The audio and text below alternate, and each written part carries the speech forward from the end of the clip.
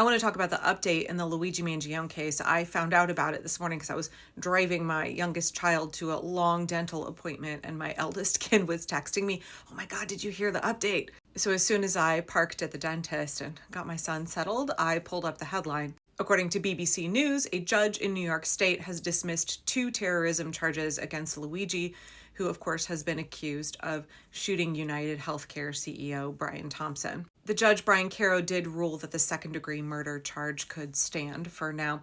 He said that prosecutors had failed to establish that there was enough evidence to justify the terrorism-related murder charges that they had sought against Luigi.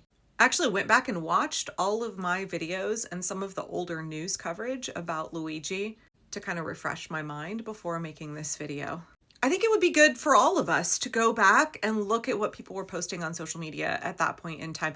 People all over the political spectrum. I should say working class people all over the political spectrum. It's actually really interesting to go back and look at people's social media posts from that period in time when that news was all breaking and we were all really consumed, as much as we're consumed with the Tyler Robinson story now, but the responses are really, really different. Unlike what we're seeing now in terms of public responses from various political factions in response to what Tyler Robinson has been accused of doing to Charlie Kirk, there was much more of a uniform reaction from people on social media when it came to what Luigi Mangione is accused of doing. Whether people were far on the political right or whether they were, like socialists arguing for universal health care.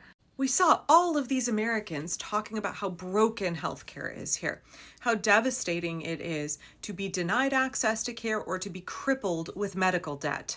It truly didn't matter where you fell on the political spectrum at that point in time.